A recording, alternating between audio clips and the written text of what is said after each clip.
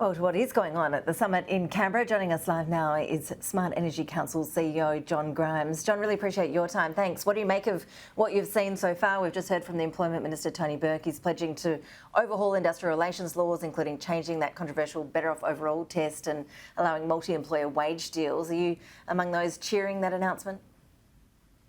Yeah, so, I think bringing both sides together, I wasn't sure what to expect, but we've got both unions and employer groups, we've got community groups, and the sense of goodwill in the room is really the thing that has struck me, and a particular emphasis on participation in the workforce by women, making sure that we unleash that really huge potential in our human capital. And that's going to be absolutely critical as we move on to the next part of the agenda, and that is talking about the smart energy transformation that's happening inside the economy.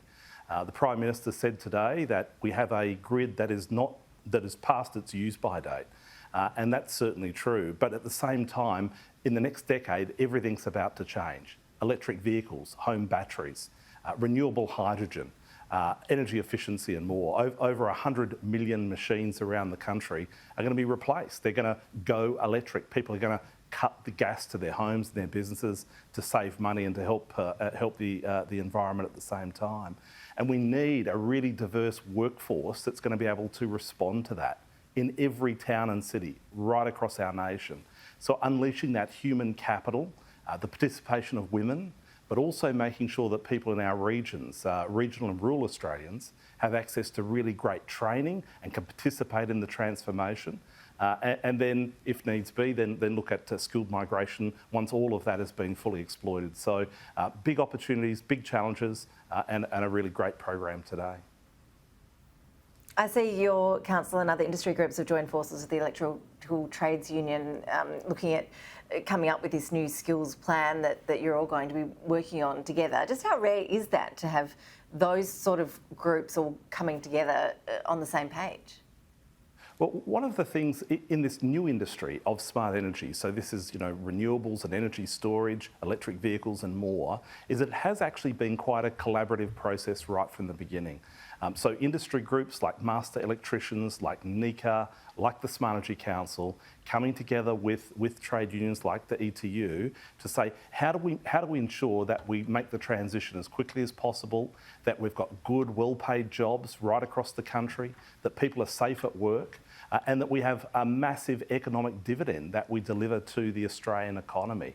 So I think this is a bit of a model about what we should all be aspiring to, rather than shouting at each other and kind of accusing each other of doing this or that. Rather, let's actually collaborate, because after all, we are Team Australia, and the opportunity for Australia in renewables is massive. We have the best renewable resources in the world, which means we'll have access to the world's cheapest and cleanest electricity. Let's use that to attract heavy industry from around the world. Let's use it to actually process steel and aluminium and value add here in this country, and not just send iron ore on a ship for someone else to profit against. Let's use that Team Australia approach to actually build lithium-ion batteries in this country.